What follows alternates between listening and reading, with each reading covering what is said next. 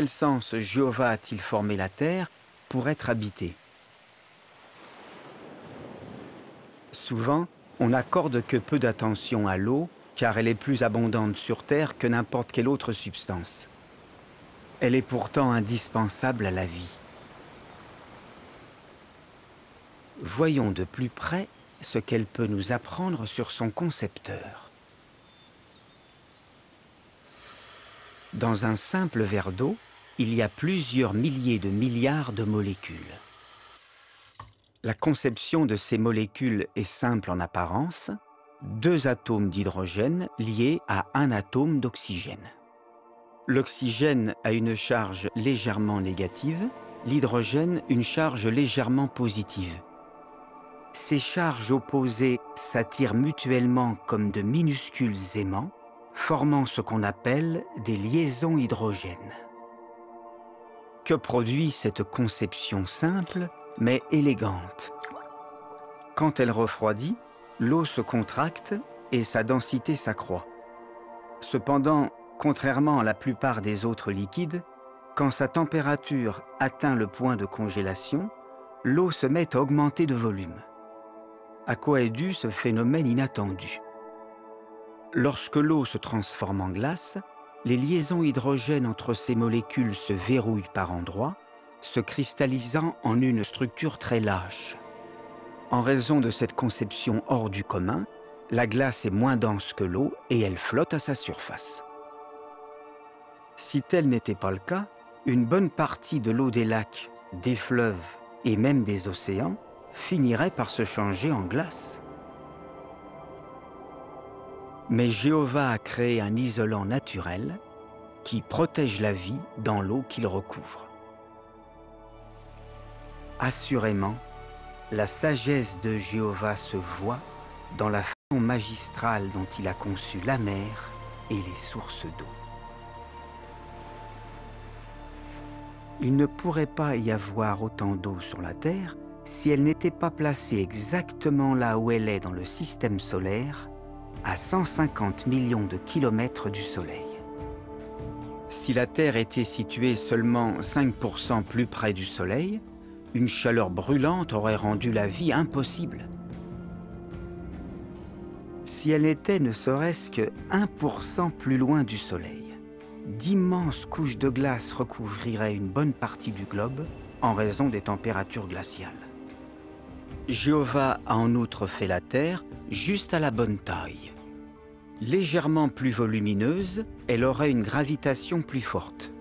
L'hydrogène, qui est un gaz léger, ne pourrait échapper à son attraction et s'accumulerait à sa surface. Avec le temps, l'atmosphère deviendrait impropre à la vie. À l'inverse, si la Terre était un petit peu plus petite, l'oxygène et les eaux de surface indispensables à la vie s'en échapperaient. Dans un cas comme dans l'autre, la vie n'existerait pas.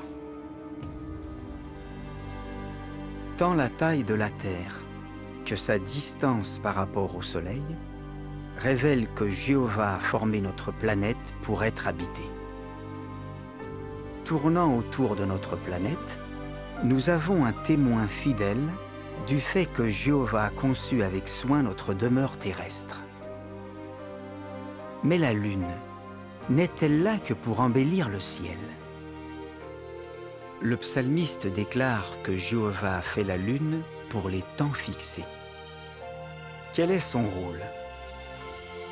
La Lune, dont le diamètre correspond au quart de celui de la Terre, exerce une forte attraction gravitationnelle sur notre planète, ce qui stabilise l'inclinaison de son axe de rotation.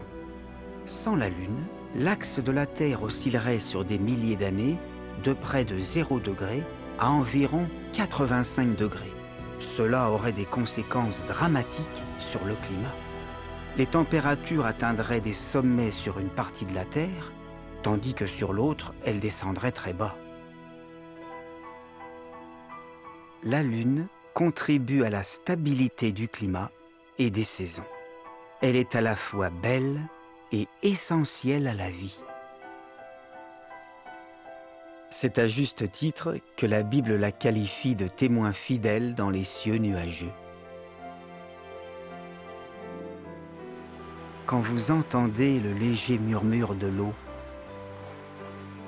quand vous sentez la douce chaleur du soleil, quand vous regardez la lune, si belle, rendez grâce à Jéhovah, celui qui a préparé avec amour notre demeure. Cependant, ce qui nous rapproche personnellement de Jéhovah davantage encore, c'est la vie par elle-même et la façon dont il nous a conçus pour que nous en jouissions. Michael, regarde un peu comme il s'amuse. Nous ne sommes pas des robots. Jéhovah nous a donné la faculté d'aimer, de nouer des liens, de rire et de jouer. Nous pouvons écouter de la musique, voir en couleur, sentir et goûter une infinie diversité de choses.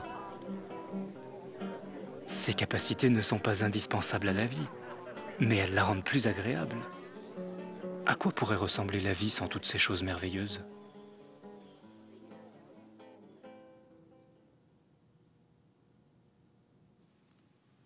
Si la musique n'existait pas, si les sentiments n'existaient pas, si tous les aliments, bien qu'étant nourrissants, avaient tous la même couleur, la même texture, le même goût, la même odeur.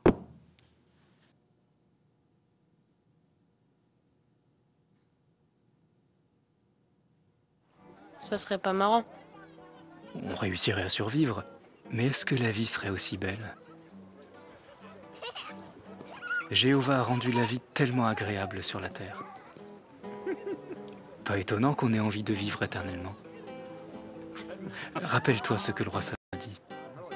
Jéhovah a mis dans notre cœur les temps indéfinis. C'est comme ça qu'il nous a conçus.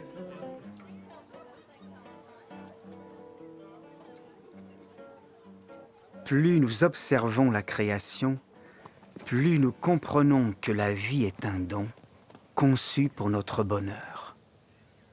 Jéhovah nous a fait don de beaucoup de choses qui nous rendent heureux. Tu te souviens des vacances l'an dernier ? Oui, Qu'est-ce que tu avais préféré ?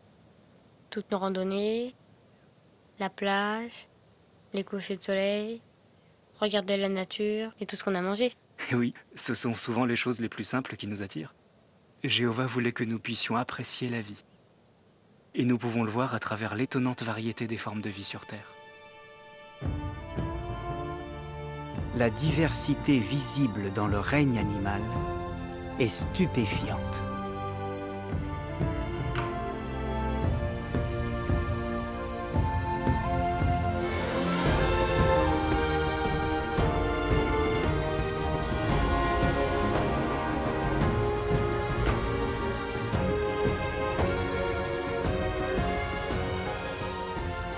Rien que dans les océans, on trouve des bêtes sans nombre.